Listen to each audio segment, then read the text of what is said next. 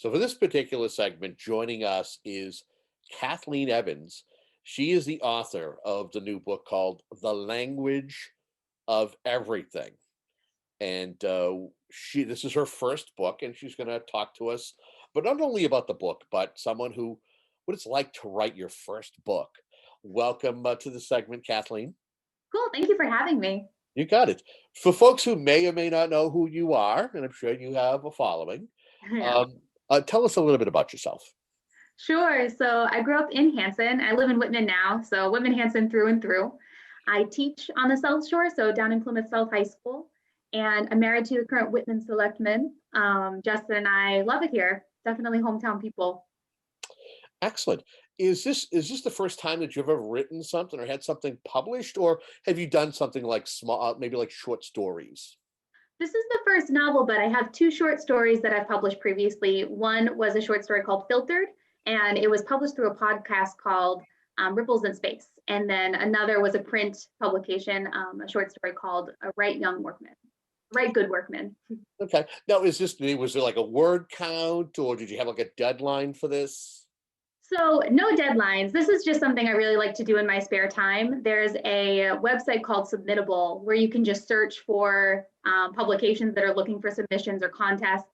And I prefer flash fiction. So fiction that's under 1,500 words. You have to keep it really concise. And I love reading that type of fiction. So I also like writing it in my spare So then, oh my goodness, segue to next question. time. Favorite author? What's the favorite types of? What do you like to read if you're sitting down with a good book? So I like to read. I'm very fiction based. So I love a good short story. I think those are probably my favorites on like a Saturday and a nice weekend to read some short stories.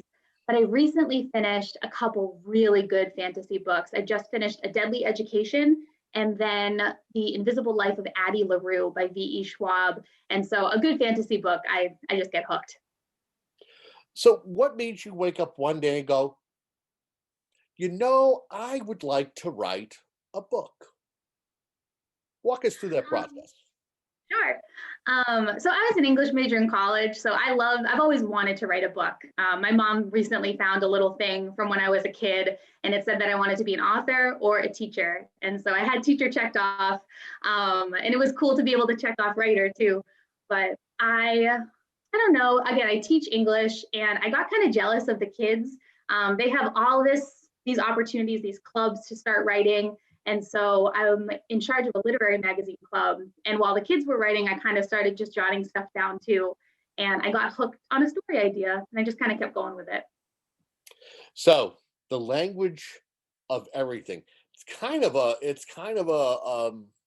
an interesting title. If you can help kind of point us in the direction, what is the book about? So the book is about, it's from four perspectives. And so when I started writing it, it was about 3 years ago. So if you think about what was happening politically at the time, like everything was kind of crazy. People were really kind of torn apart. And I wanted to write a book that addressed those topics, but in a nice fantasy sense. So it would be a nice, easy read. People could work their way through it. And it would just touch on these little topics. So it's four perspectives, for young people. And they all come from different backgrounds that kind of mirror aspects of our life. So Cal is from a country where you have a lot of social freedom, but there's also a lot of rules. Garrick is from a country where you do have a lot of leniency with how you live your life, but there is also a lot of prejudice.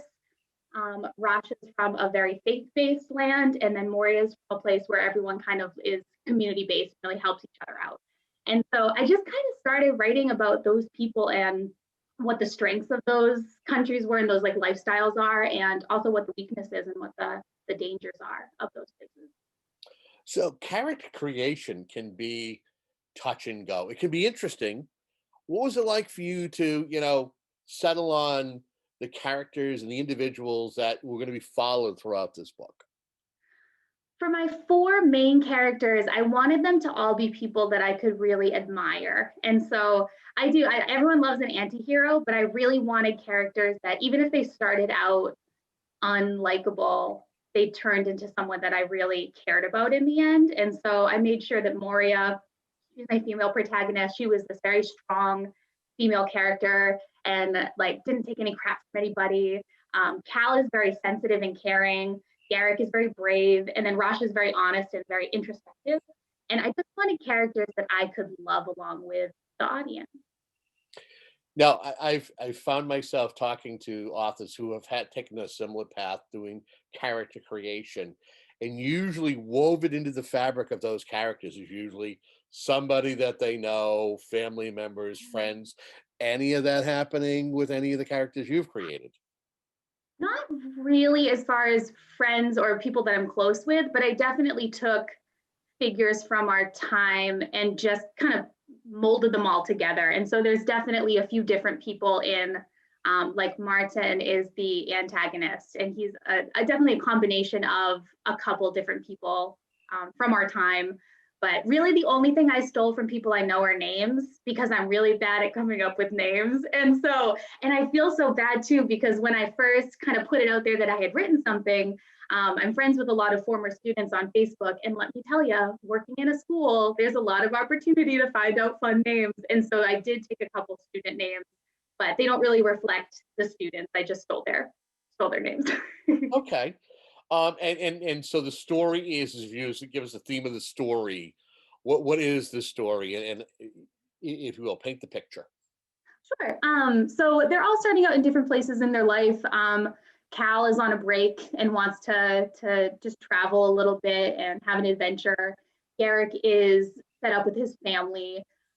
Moria wants something more. She's in this like communal baseland, and she wants to be selfish for once. And then Rosh is having a crisis of faith. And so it is a very meet cute moment where they all kind of come together at one point. And then they journey together to this land called Deverin, which is a magical land. They don't know a lot about. There's a lot of mystery behind it. And then they find danger there that they have to kind of combat. So it's kind of four kids coming together and then eventually trying to save the world. I like it. Almost something like maybe Disney might, if you decided to do a screenplay, that maybe they might want to take a look at it. Oh yeah, everyone's calling, so it'll be pretty soon. I mean, maybe, but I do have to say one of the reasons I ended up self-publishing, apart from the fact that it's a first novel, you know, it's the first time I've ever done this. It does also have some topics that I think publishers shy away from. It's a YA fantasy novel that does talk about faith, and not in like a good or bad. It's just something that I find myself thinking about, and that I think a lot of students think about, and there aren't a lot of outlets for them to read. And so I tried to get that in there, but I don't know if it's something that like the widespread audience is going to pick up and really dig into. So you never know. Talk to us about the writing process, because coming up with the idea and the concept is one thing, executing is the next part. So I really like to handwrite, but that became impossible if you once you start writing it fully. And so I did a lot of the planning written out and then got to work. But because it's four perspectives, I tried to think of just four different storylines, and I wrote them just as if it was one story for each person, and then kind of chopped it up so that it went together. And then once the characters met each other and they had one unified plot line, then I was able to plan a little bit ahead. But it was definitely difficult. I think that the flash fiction that I was talking about earlier is a little safer, just because you know that you only have 15, like 1,000 words to deal with. And with this, it was 70,000. And so looking ahead and making sure everything made sense, that organizational piece was really tricky. And if you're just tuning in, we're joined by Kathleen Evans, author of the new book, The Language of Everything. And she's kind of, we're at that point where we're finding out what it was like to start writing the book, putting the book together. Did you find yourself consulting with others, whether it's other English majors, or maybe maybe you're friendly with other authors? Did you find yourself consulting with them and bouncing stuff off of them as you were writing?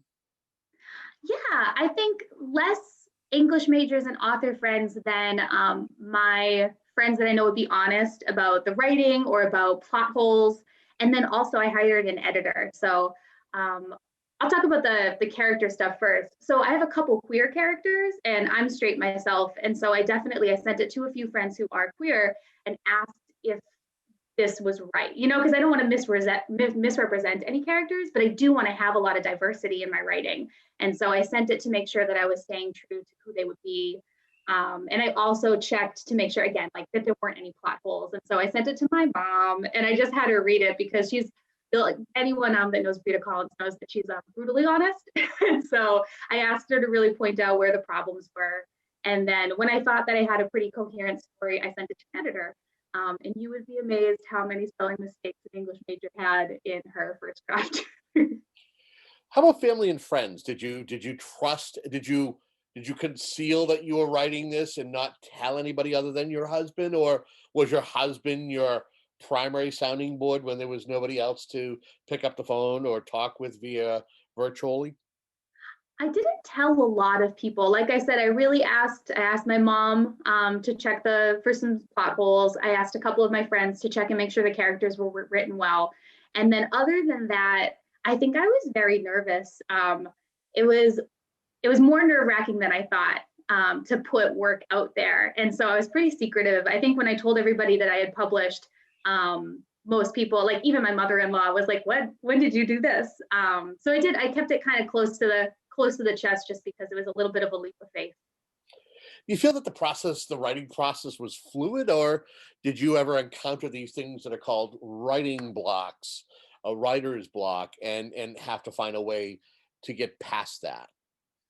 Um, I did not give myself much of a deadline for this book. And so I found it to be pretty fluid, but only because I was okay with going a little while without writing. And so if I found that it was getting difficult, or if the writing seemed forced, I was totally okay taking a break.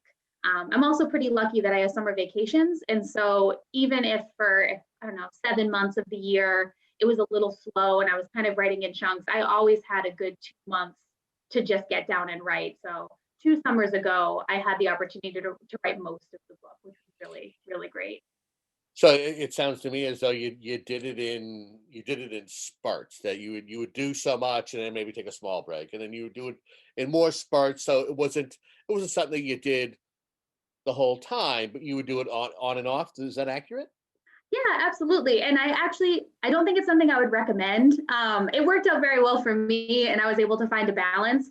But it took a lot of rereading what I had written to make sure that I had the flow of the writing. And if there's any other first time authors out there that wanted to start writing a book, I would probably recommend doing it with a deadline and having this nice moment where you're writing your book, because it was hard to go back and reread and catch up and like know exactly what the characters had gone through so that everything was fluid. It was tricky. It worked for me, but I don't know if I would recommend it. Now, did you work with an outline? Did you write out an outline as to how these characters were going to get from point A to point B to point C, or was it a seat of the pants approach? Because I know authors who actually take as they feel it, as it comes to them. That's how they write it. I had it pretty planned out. I had landmarks that I really wanted to hit. And so I knew which characters I wanted to end up where. And I knew, yeah, certain milestones that I wanted everybody to hit. And then within that, I kind of let it flow while I was writing. But I definitely was more of a planner, just because, again, because I usually write short pieces, I was very afraid of having like too much exposition and not enough excitement later on. And I needed to plan to make sure everything kind of fit together. So I would ask you this: is it, and again, knowing that how you may initially vision it could be way too vast and probably take too long to write. What was it like to whittle that all down and be able to have a X amount of chapters? And then, of course, you want to make sure that you get to the end of the book and that you're happy with how the at least that particular book ends. Can you repeat the question? Was it just how was it to whittle it down? So my question to you would be is when you're initially thinking about the concept and the Mhm. characters, and you could start out with one concept that could be somewhat vast, and it could be kind of like the long way, or the long way of explaining it, where instead you end up shortening and going, okay, this will be brief, concise, and it'll keep the the people continuing to read. You know, you don't want to lose a reader midway through because you've taken too long to get to the next benchmark in the story. Sure. I think that that's something that everyone struggles with. I know we might talk about the process a little bit later in the interview, but when I started looking for agents, so kind of the process is you get a literary agent, the literary agent sends your stuff out to major publishers, and then the major publisher either picks it up or doesn't. And when you're sending it out to the literary agent in the very beginning, one of the things that is important to know is they only ask for the first 10 to 50 pages, 50 max. And so you need to hook them in the very beginning. And I think one of the things that I learned in my first round of submissions was that it was a little too slow. I loved it because you're getting to know the characters, and like I feel like everybody's really getting to understand where we're starting, but you need a little action in the beginning. And so I think the process of submission really helped me to get some action in the beginning to make sure we got people hooked, because no one was interested if you don't hook them. Right. Yeah. You want to keep it somewhat compelling. It's the same way with you're writing an article for a newspaper, your first 18 words they have to hook the reader into the article or else you lose them. Absolutely. So it's pretty much the same way. What was it like? Talk to me about when you would complete chapter after chapter and knowing you get to certain points where you're at the halfway point, or you're in the home stretch of finishing the book. What was it like to get to those points in the book? It felt so good. I have to say, so I started writing another book just because I needed to keep writing. And I'm at 6,000 words right now, and it just feels like nothing. So when you hit those landmarks, it really, really helps. So I remember getting to like 15,000 and having just a sigh of relief. Like, okay, we made it a quarter of the way through the book. And then once you get halfway, it feels wonderful. And I think that's the motivation you need to finish it. Once you have half a novel, you're like, okay, I got this. But I mean, they were crucial to finishing the book. You have to celebrate them, or else the weight of all those words can really crush you. And what was your way of celebrating? What did you and the husband do was it something that you did, quiet celebration where you had a little bubbly, or maybe you guys would go out to pizza one night? What happened?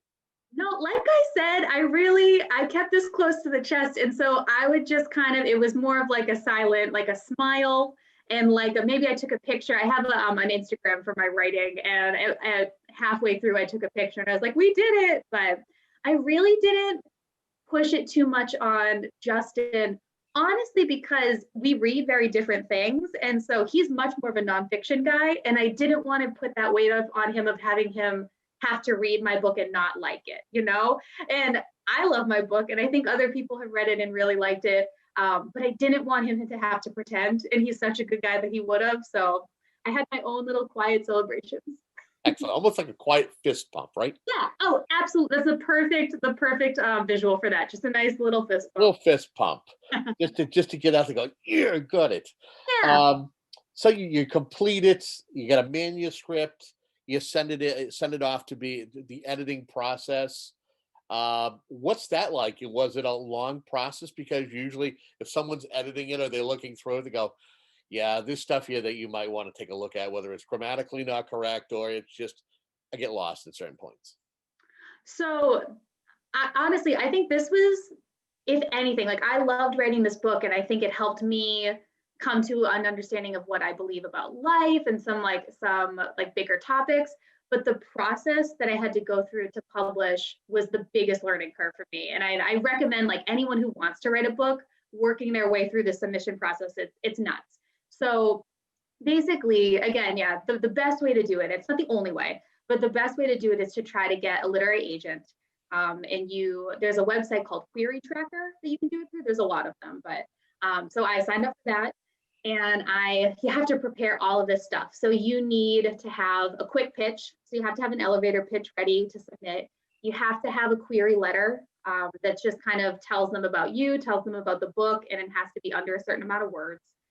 You have to have other books that they can compare it to and say like, oh, if readers liked this, this, and this, they'll also like my book. You just really have to have a grasp on the content. And then you send it off. And luckily, the website that I was using, you could see how long it took certain agents to respond, but it could be as little as 2 days or as long as 6 months. And so it was harrowing to have to wait and to have to decide how long was too long, but it was so instructive. And I'm really glad that I had to go through that whole process because it was really good. And this is strictly just for the manuscript, or is this with the cover? Does a literary agent help you as far as choosing cover art, stuff like that, or what? This is just the manuscript. So I think the only difference would be if you were writing a children's book and you have to submit the illustrations. Yep. But the literary agent is just looking at your content and deciding if it's something that they're passionate enough about to represent. And then they pitch it to a publisher. And if a publisher picks it up, then they're the ones that are going to work with you on the cover and all of the formatting on the inside of the book. So how long did you have to wait for it to be contacted? Did you get an email? Did you get a letter? Did you get a phone call? How did it happen? So I am an example of someone who I was not able to get a literary agent. And Right. like I said, it could have been for a lot of reasons. It's my first book. It does have some content like all the faith stuff. It is a little political, like some of that stuff. And so even though it's this nice fantasy adventure, it might not be for everybody.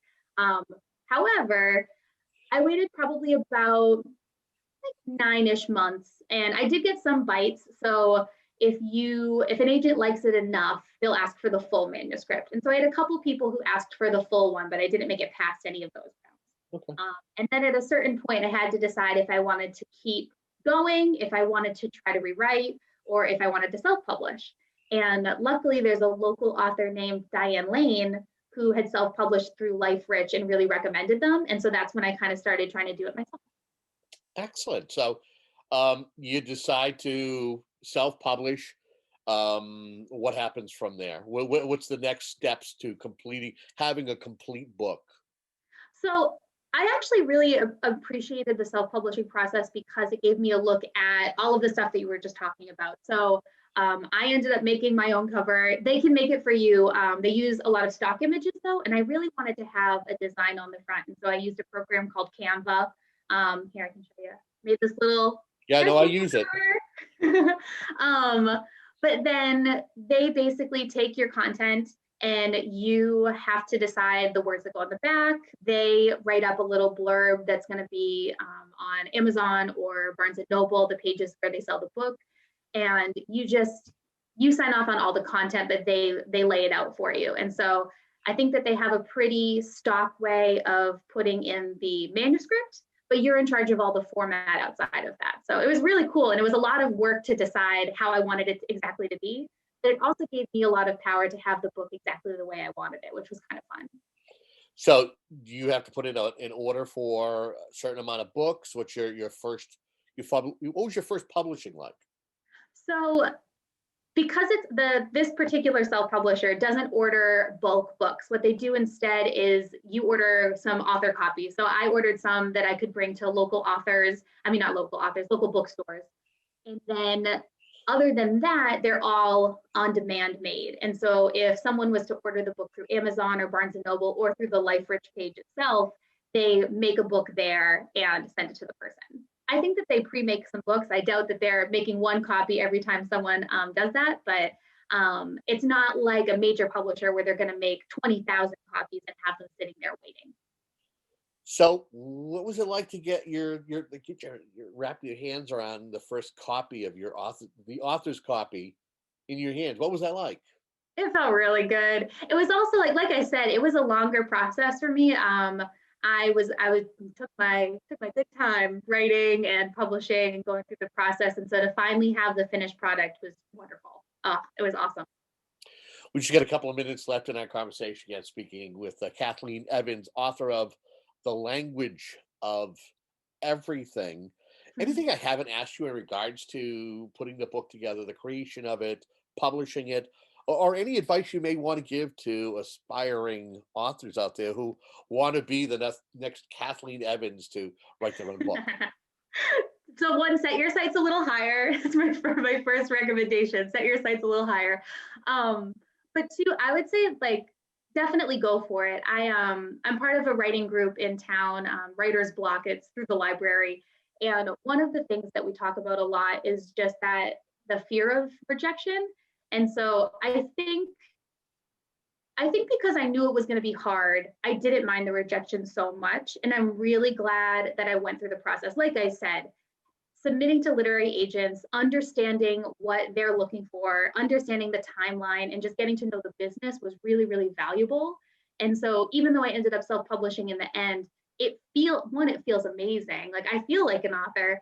And again, it was educational. And so if there's anyone out there writing who's afraid to take the next step and to start getting advice and feedback and looking for an agent, I would just say do it because it's 100% worth it. How about if folks want to get a book? Maybe they might. Now, is there a way to get an autographed copy, or is it just a matter of just purchasing a copy? How can they do that? Well, so if anyone's local, just let me know. I have a lot of social media, so if you send me a message that said, "Hey, could you sign my book?" Of course.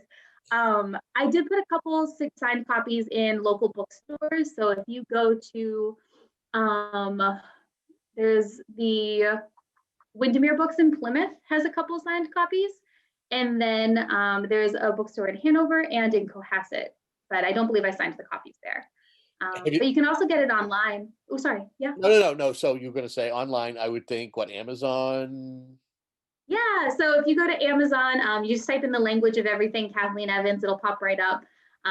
You can buy it from there. You can go to Barnes and Noble, and then if you went right to the Life Rich page, you can type it in there, and they'll have copies as well.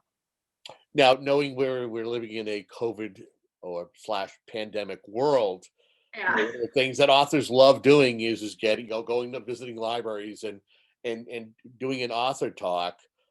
Is that going to be something that you can do down the road, or that you've done it virtually? Is there any plans to do that? Well, Kevin, I have to say we're doing one right now, which is so wonderful. Thank you for the opportunity. We actually have it. Bravo.